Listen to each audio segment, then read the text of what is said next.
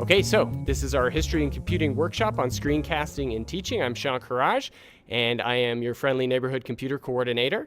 The spirit behind these sessions is to be somewhat informal discussions among historians about the use of different digital technologies in scholarship and in teaching. Today we are joined by Carolyn Perdruchny, who will be giving the second half of the presentation today. And we're both going to be talking about our experiences using screencasting software in our teaching. So to begin, some basics. I'll go over what screencasting is, how you can use it for teaching. Oh, for some reason I'm getting my bar down here. That's okay. What equipment you need, what software you need, and then I'll talk about how I've been using screencasting in the Canadian History Survey course, History 2500. So, to begin, what is a screencast?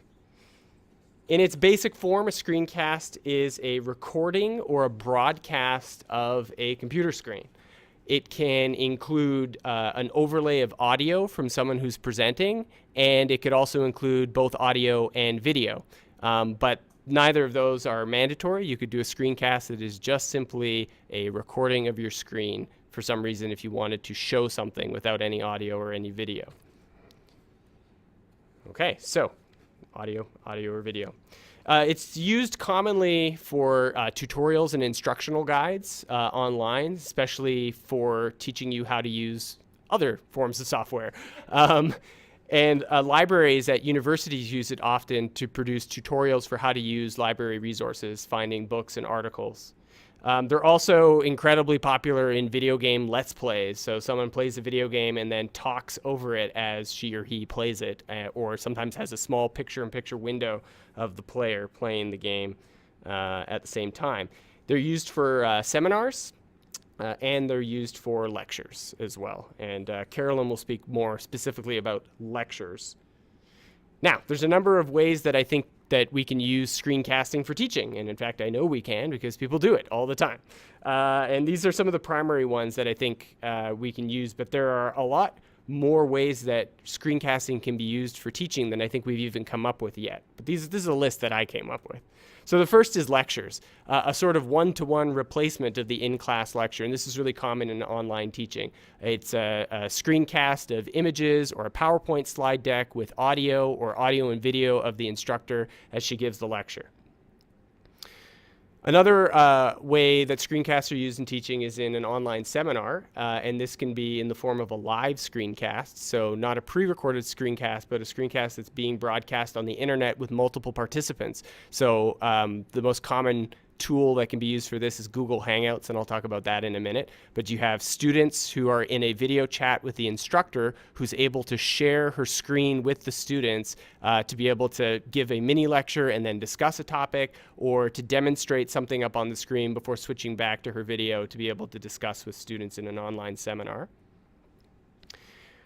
Preview videos is a form of screencasting that I have started using this year. I don't know if anybody else does this. Maybe I just made this up. Probably not. Someone else has probably come up with this. But these are short 5-minute videos, usually that I post at the beginning of the week before our Thursday class, that introduces students to the topic, outlines what the readings and assignments are for that week, and touches on a few other relevant issues for the course, things like announcements and tips for studying for exams or completing assignments. Study and review sessions. This is one I've been thinking about doing this year. I might do this in April. So it essentially is like a seminar where you invite a group of up to 10 students or so to join in an online chat where you can share your screen with the students as a review session for a course, for preparation for studying for an exam. This would be supplemental to tutorials or lectures. And office hours as a screencast. I started experimenting 2 weeks ago with video office hours. I have a camera set up in my office that's just turned on with an open video chat room that students can jump into if they want to ask questions for an hour each week. And again, it allows you to speak directly to students through video conferencing and then share your screen with the student if there's something that you want to make reference to. And then finally, just like libraries use screencasting as guides and tutorials for using their services, we can do the same for using, for example, our Moodle sites, teaching students where we've buried our lecture slides on a Moodle site, or where the assignment descriptions are, or how to use Moodle. Or we can even do the library tutorials ourselves using screencasting in a way that might be more specific to our courses. So those are some of the ways that I've thought about how you can use screencasting, and afterward we can talk about ways that we might use it in more creative ways in the future. So what equipment do you need? You see all the equipment right here, or at least optional equipment right here. The basics. You need a computer. You can do screencasting with just that, right? If you have no audio and no video and you're just sharing your screen and recording it or broadcasting it, then you don't need a microphone, you don't need a camera. But as you kind of work your way up the tree of complexity, you can add a microphone to overlay audio onto a screen presentation. So for example, you could have a PowerPoint presentation that you're speaking over. You can add a new layer of complexity, a video camera, which you see here in front of me. This can capture your image in a small picture-in-picture window with your visuals that you want to share with your audience, or you can just share the video in and of itself and speak directly to your students using the video camera. And that's it, equipment-wise, I think. Now, there's various scales of expense with the equipment. You could get a very expensive high-definition camera. You could get a fancy USB condenser microphone like this one that makes your voice sound like butter, really nice. When I post this online later, you guys will hear how good it sounds. You can get a microphone stand so that you can adjust the height for the microphone. You can get a pop filter so that it eats up all your S's and P's and T's so that they don't spit into the microphone and smooths out your voice. But you don't need that level of complexity necessarily. For most users, the pinhole camera on the top of a laptop and the microphone that's built alongside it on most MacBooks or Windows-based PC computers will suffice. The quality won't be as good, but it's a tool that you have on hand, especially if you're just experimenting with screencasting. The more complicated proposition with screencasting is the software. What software do you use to capture your screen, record it, or broadcast it? And there's a number of options out there. The first one I'll talk about is Camtasia Relay. This is software that York licenses for faculty and staff to use for screencasting in tutorials or in the classroom. And I'll link on my website to this after the presentation, but this is the computing site for York with instructions on how to sign up for Camtasia. You can have it active in your classroom on the onboard computer in your lecture hall, or you can download the software for use at home. So if you're not wanting to screen capture your lectures and voice capture your lectures as you're delivering them, you can just download the software and work from home directly. And this FAQ here takes you through all of the different steps. You do need to send a request to UIT to sign up for this, and then they approve it. And I just got mine approved this morning, and now I can download the Camtasia software and tell you if it's any good. I think it's probably okay. One of the advantages to this is that because this is York software, it's integrated into your Moodle courses. So you can, once you complete your screencast and finish editing it, it can upload directly onto York servers, so you're not using your own storage to store the videos, and they can have it set up so that it goes directly into your Moodle site into a folder that says screencasts, and then your students get your screencasts right away directly onto Moodle. So there's a bit of a convenience angle to Camtasia Relay for York faculty. The next ones I want to talk about are open source versions of screen capturing software. So these are free to use programs that work on mostly Windows-based PCs, but Cam Studio works on Macs as well. Cam Studio I've never used, but I would recommend someone check it out and see if it's any good. The one that I've been using is called Open Broadcaster Software, and it's the program that I'm using right now to record this presentation. And I'll show it to you in a moment. This is also an open source program that you can download for free and install on a Windows-based PC or Mac. And finally, if you don't want to install any software on your computer and you really just want to experiment or play around with it, if you've got a YouTube account or a Google Plus account, you can screencast using YouTube or Google Hangouts, which is Google's video conferencing software. Google Hangouts particularly has a screen sharing button, and you can just toggle between the video and your monitor, and you can have a PowerPoint slide deck up on the monitor and be talking over it in the background. If you live broadcast a Google Hangout as a private broadcast, it'll record it and then just store it in your YouTube account. Then you can actually go into YouTube and edit the video and add music and title cards and credits or whatever else that you want to add, or cut out pieces where you made a mistake. And all that software is built into the web browser, so it doesn't require anything to be additionally installed if you're interested in just trying it out and seeing what screencasting can look like. And there's some advantages, I think, to using a service like YouTube or Google Hangouts in that it's a single integrated system for broadcasting. So if you ever want to live present your slide deck or a screencast and send out a link to your students to kind of tune in as you're broadcasting it, it's really easy to do that with these tools. Camtasia, Cam Studio, and Open Broadcaster also allow you to do that, but it's a little bit more complicated, right? Whereas YouTube and Google Hangouts are kind of a one-click solution to live broadcasting a screencast. All right. So in addition to needing a piece of software to actually record or broadcast a screencast, you'll also need a place to present it or store it online to make it usable. You could theoretically record your screencast, burn it onto a DVD, and mail it to all your students. But it's probably more convenient to put it online somewhere, and there's a number of places you can do that. If you're using Camtasia Relay, York has storage that you can use directly, and it's connected with the Camtasia Relay software. But you can also use Moodle. There are some storage limitations to uploading on Moodle, and UIT probably would not like it if you uploaded, 40 hours of high-definition video onto Moodle, and they would let you know. But you can use Moodle to present where you've stored your video elsewhere. For example, if you're using YouTube and you're uploading your videos to YouTube, you can embed them onto your Moodle page. So you're using Google's storage on YouTube, but presenting the video in Moodle. And I'll show an example of that when I switch over to the browser in a minute. You could use Vimeo or Dailymotion or any other online video service. You could also use the Internet Archive. Archive.org has a really robust video service. You can upload your video, and it's embeddable and shareable in an easy way. So if you're not comfortable with giving your video to Google, and you're more comfortable giving your video to Internet Archive, then you are welcome to do that as well. And those, I think, are pretty good options. So now I'm going to start showing you some examples of how I've been using it. This is just a screen grab of what you saw before up on the screen here, where on this side here, we've got the Open Broadcaster window, and then here's my PowerPoint window. So I've been making short video previews for Canadian History 2500 at the beginning of the week. And what I'm capturing is the PowerPoint window here, and then a little picture-in-picture window of myself speaking over the PowerPoint slide deck. So it's very similar to giving a lecture that uses PowerPoint, except that instead of standing up in front of a class, you're sitting at your desk looking at a camera. So let me switch over and show you a little bit of what Open Broadcaster looks like. And there we go.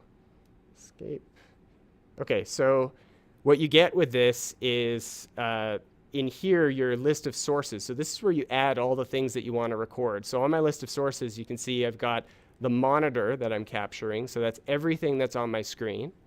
I've got the video capture device, which is the camera up here, which creates the little picture-in-picture window of myself right here. And I've added an image as a background.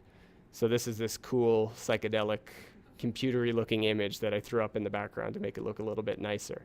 Okay. And then I can set in the settings what microphone that I want to use. I want to use my fancy microphone here. And if I want to edit this, I can click on Edit Scene, which allows me to resize any of these windows and move them around. And that's how I set up the composition like this with the monitor here and the picture-in-picture window here. And then when I'm ready to go, I hit Start Recording. Right now it says Stop Recording because I'm currently recording. And it starts recording right away, and it produces a file in a variety of formats. So I have this set up as an MP4 file, which is a sort of standard compressed video file, which is easy to edit, which is the next step in this process.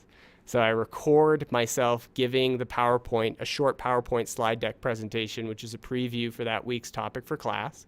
Then the video gets outputted as a video file, and I put it into Windows Movie Maker, which is a free video program that comes pre-installed on Windows. And I cut off the top of it where I'm getting all set up, and I cut off the end of it when I'm turning everything off, and I add a little title card at the beginning, and I add a little credits card at the end, and I put a little bit of music at the beginning and a little bit of music at the end, and that's it, and the whole thing's done. The first time you set it up in Movie Maker, you can save it as a template, and then each week when you do it, you can just drop the video into the middle between the title card and the concluding card, and you're ready to go. The reason I set it up this way was so that I could produce the video in under an hour every week. So from start to finish, under an hour, and this is what the product looks like. So then I send it out as a link. I upload it to YouTube, then send it out as a link for my students to be able to access, and then I embed it on the main page of my Moodle site here as This Week in History 2500, and then this is what the video looks like. Okay, hello everybody. Welcome to your preview video for History 2500, Week 18. The topic for this week's class is Total War. On lecture this Thursday, I'll be talking about Canada's role in the Second World War and the impact on the war on the lives of ordinary Canadians, both those who fought overseas as well as those who contributed to the war on the home front.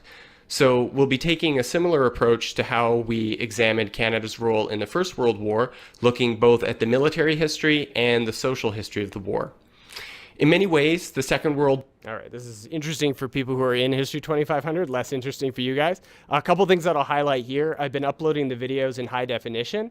I noticed when I didn't do this initially, the text on the PowerPoint slide deck was difficult to read.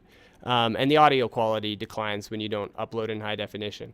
That said, it takes a little bit longer to upload the video, takes a little bit longer for it to process, but in the end, it makes it worth it because, like on that first slide, in the presentation, the text is quite small, so you need to have it in high definition to be able to see it. And it's just nicer in the end as well. And the rest of the presentation is a standard Farmers of Ontario, this is a weekly or the quiz United we do Farmers online each of week. Alberta. And the answer was the United Farmers of Ontario in 1919 formed the first third-party provincial government in Canadian history. And then I can give announcements, so reminders of that tutorials aren't happening this week and reading week is next week and assignments are due. And every week I profile some aspect of Canadian history on the internet. So this week we looked at the Canadian War Poster Collection from McGill. And then at the end of each presentation, there's a discussion question that's posted, which then goes up onto the Moodle forum for the week. And post a response on Moodle to this question. What themes and images stand out in Canadian war posters of the Second World War? And I'll show a few of them in lecture this week for us to discuss in class. So hopefully you find that interesting, and when we meet up on Thursday, we'll be talking about Canada and the Second World War. I'll see you all then.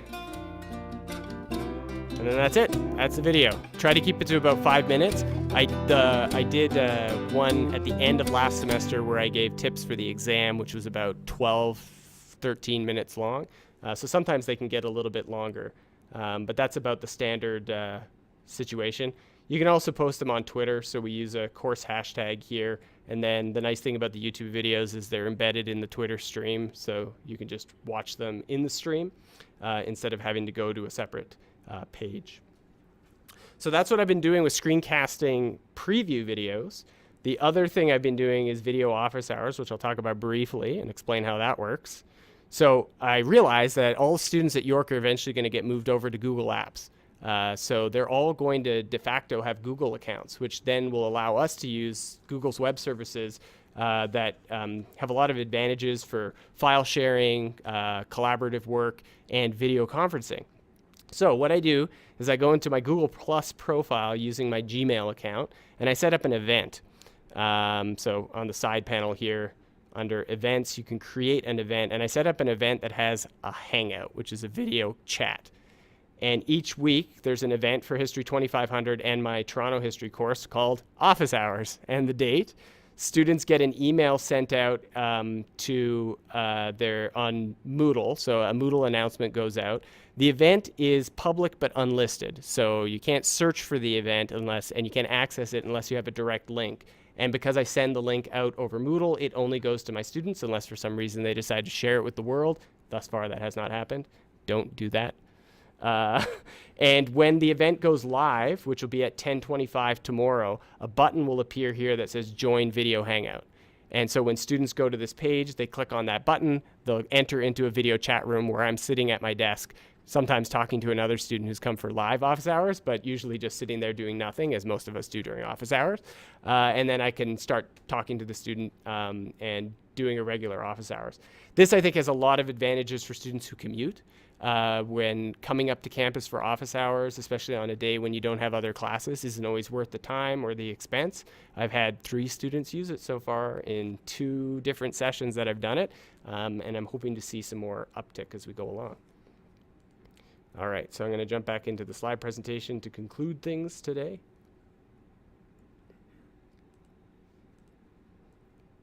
There we go. All right, that's me in video office hours last week. Oh, and this is another nice thing. In Hangouts, you can make a lower third with a logo. Cool stuff. Do they have to have Google accounts to be able to use the Google Hangouts? Yes, yeah. And so I'm hoping to see more participation once they all transition to Google Apps, because then they can just use their York email to do that. Okay, so a couple of challenges to screencasting, some of which Carolyn is going to talk about in more detail, which include time and labor. So I'm not going to talk about that. And storage and data speeds. Carolyn will talk about that in more detail. I want to talk about student engagement. So I think this is a challenge for online education, whether it's a fully online course or a blended course. Student engagement in online teaching, I think, tends to be lower than in live classroom settings. I've taught a couple of courses previously online, and the participation rates are fairly low, and they decline very fast over the course of the year. So a very small number of students statistically complete online courses compared to the number who enroll in an online course. And the massive online courses that are being offered at some American and Canadian institutions see dropout rates in the courses of like 95%. And that online engagement is a challenge, I think, for using something like screencasting. So the preview videos that I post for History 2500 average about 40 to 50 views a week. And there are 113 students in History 2500 right now. So I'm getting under half the number of enrolled students watching the videos. The most popular videos, however, have been the ones where I talk about assignments and when I talk about exams. So the final exam tip video had twice as many views as there are students. So I think exactly, they're watching it to get the tips multiple times as they're studying. So I think what that will help us as we start to use these things more in our teaching is thinking about creating online content that's actually worth their time. I mean, we think it's all worth their time, but I think it just drives us more to make each component, every video that I make, relevant in some way to students. And this is true also for online discussion forums on Moodle, right? The participation rates are so much lower than even participation in a live tutorial, which sometimes we might think the participation rates are very low there. But in online engagement, it's a lot more difficult to get students comfortable with using online education tools and interacting with each other online. And then the other challenge is how we might teach students some of these skills. Right now, we have the infrastructure support for faculty and staff to start using screencasting, but we don't have that support for students to use screencasting. So Camtasia Relay, which is York's software that we're using and system, is only available to staff and faculty, but not to students. So eventually, and I imagine this might happen maybe in the future, students will have a student license to Camtasia so they could use it in classes for assignments, to do a presentation rather than a live presentation, a submitted recorded presentation. But until that happens, we could just as easily use the free software that's available to students now. All right, and that's it. I'm going to turn it over to Carolyn, who is going to introduce her topic next. And thank you for watching, everybody, out on the internet.